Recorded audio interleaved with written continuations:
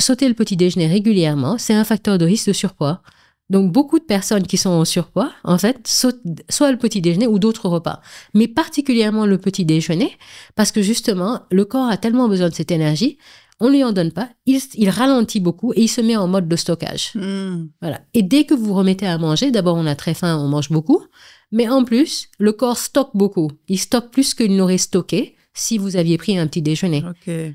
Notre organisme est programmé pour survivre. Et c'est comme ça qu'il survit.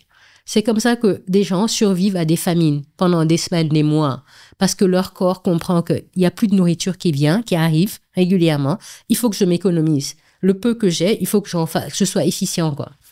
Donc, c'est ça l'importance du petit déjeuner, en plus de plein d'autres choses. Et en plus du fait que notre corps, il faut le nutrir, c'est un devoir. Ben oui, ben oui. Exactement. C'est un devoir vis-à-vis de son corps que de bien l'alimenter. Absolument. Alors, de quoi est-ce qu'on doit composer le petit déjeuner? Le petit déjeuner, alors il y a 4 éléments. Premier élément, c'est de l'eau. En fait, traditionnellement, ça va être la boisson chaude, le café, le thé, le kenkeliba, le café touba, la tisane, une tisane lambda. Mais qu'il n'y ait pas de sucre, c'est mieux. S'il doit y avoir du sucre, 2 morceaux grand maximum. Voilà. Maximum 2 morceaux de sucre. Grand maximum. Ne pas en mettre du tout, ne pas en ajouter du tout, c'est beaucoup mieux. Et là, c'est de l'eau, vraiment. Deuxième élément, c'est qu'il nous faut un féculent, le fameux carburant, là, au petit déjeuner. Dès le petit déjeuner. Dès le petit déjeuner. Alors, il faut savoir que chacun a sa portion. Il y a des personnes qui ont besoin de plus ou moins. Enfin, chacun a une portion qui va être proportionnelle à ses besoins. En énergie. Et ça, c'est en fonction du poids, de la taille, et puis... De l'âge. Du niveau d'activité physique aussi. Ouais. Voilà, qui vont définir le nombre de calories dont on a besoin. D'accord. Donc, on a besoin de ce féculent. Alors, le féculent, là, souvent, ça va être du pain, notamment à Dakar et dans beaucoup de pays du monde, on va dire. Mais sinon, donc le pain. Et meilleur accompagnement de ce pain, ou le troisième élément du petit déjeuner, c'est un aliment riche en protéines. Vous vous souvenez, je vous disais, les aliments carnés sont des aliments indispensables. Il nous faut des protéines le matin. Et les protéines sont bâtisseuses. Elles permettent, le corps prend les protéines, les décompose en un acide aminé et fabrique les protéines dont il a besoin ce matin-là. Donc ça, c'est très important. Alors, il nous faut une protéine. Et ça peut prendre toutes sortes de formes. Le fromage, c'est une protéine. C'est un produit laitier, mais riche en protéines. Ça peut être du thon, de la sardine, ça peut être de la viande, du poisson, de la volaille, de la viande, un reste dîner qui traîne par là, des abats. C'est vraiment très... Des œufs? Des œufs, exactement. Donc ça, tout ça sont les sources de protéines. Ensuite, il nous faudrait enfin un fruit. Et le fruit, c'est très important. Là, c'est la source de vitamines, de sels minéraux, de sucre aussi, de fibres alimentaires qui permettent de bien digérer aussi tout ce qu'on a mangé.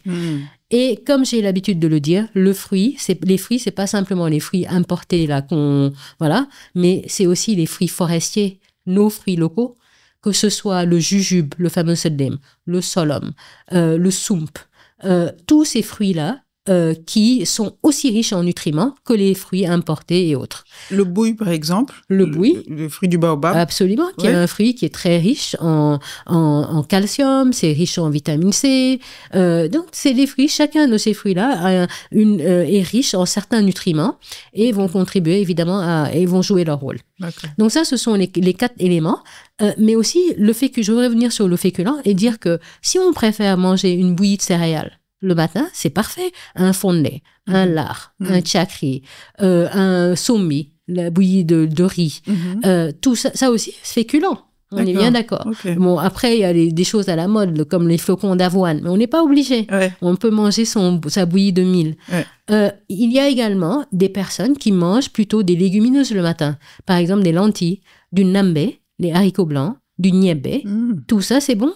Il y a des gens qui mangent du tchéré le matin, avec la sauce, genre tchéré moum. Okay. Oui, dans la région de Touba, par exemple, mais c'est très fréquent. Pour le petit déjeuner. Pour le petit déjeuner, de manger du tchéré avec la sauce de la veille ou autre chose. C'est tout à fait acceptable. Un de mes patients, tous les matins, il mange une assiette de spaghetti bolognaise, de spaghetti. Et il y ajoute de la sauce tomate, du pesto, et il adore ça. Et il pensait que ça allait me choquer, quoi. Absolument pas. Les pâtes, c'est à base de blé. Le blé est une céréale, c'est un féculent. C'est comme le pain. D'accord. Voilà. Donc tout ça est possible. Maintenant, si je veux prendre un croissant au petit déjeuner. Est-ce que c'est bien ou pas? Non, alors les croissants, un croissant c'est une viennoiserie, c'est une pâtisserie. Donc c'est très riche en sucre, en gras. Et dans un croissant, il y a le gras d'une journée. C'est-à-dire que vous mangez un croissant le matin, vous allez manger tout le gras que vous auriez dû manger dans la journée. Okay. Voilà. Donc c'est très gras. Et il y a le sucre ajouté et tout ça. Maintenant, qu'on en mange une fois de temps en temps, en passant, sans aucune régularité, même pas sans dire tous les dimanches je mange un croissant. Là, ça devient régulier.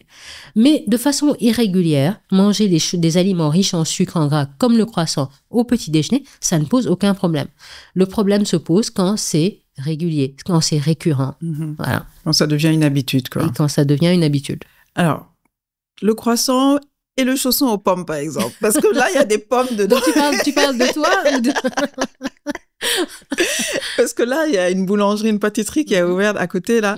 Il faut un chausson au dittar, qui est délicieux. Oui. Bon, ben, est-ce que le fait qu'il y ait du dittar dedans ou de la pomme dedans fait que c'est un aliment plus acceptable ou meilleur pour mon organisme que quand c'est juste un croissant ou un pain au chocolat, par exemple? Je vais dire que je vais mettre ça dans la catégorie des pâtisseries, des croissants, des pains au chocolat. Même chose, hein? Parce que, c'est vrai, vous mangez de la pomme, il y a du dittar là-dedans, etc. Mais il y a aussi toujours toute cette matière grasse ajoutée. Il y a toujours tout ce sucre à ajouter. Donc, autant aller manger du pain et ensuite manger un fruit. donc, mon argument, ce que j'ai dit, tiens, c'est des choses à manger de façon irrégulière. D'accord. Mais tout le monde, on aime ces choses-là. De temps en temps, on peut se faire plaisir, absolument, quoi. Absolument. D'accord. Alors, est-ce qu'il y a un ordre dans lequel on doit manger les choses? Parce qu'il y en a qui disent que oui, il vaut mieux manger les fibres avant, ça prépare l'estomac, surtout en début de journée. Quelle est la vérité dans tout ça? Il n'y a aucun ordre établi. Okay. Vous pouvez manger dans l'ordre qui vous convient. Vous pouvez manger votre fruit avant de manger le pain, les protéines après le fruit. Ça n'a aucune importance. L'organisme, vous savez, vous mangez, tout ça se retrouve, ça devient un bouillon, une bouillie dans l'estomac. Et l'estomac ne voit pas l'aliment, l'estomac voit le nutriment et comment le digérer, comment le gérer, comment l'absorber. C'est comme ça que l'organisme traite les aliments.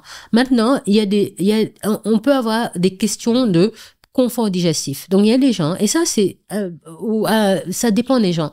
C'est empirique aussi, c'est en fonction, on se rend compte que tiens, quand je mange ça d'abord, je digère mieux. Exactement. Et là, on écoute son corps. Et si c'est ça qui vous va mieux, ben allez-y. Mais scientifiquement, encore une fois, il n'y a pas d'ordre établi des éléments qu'on mange lors d'un repas.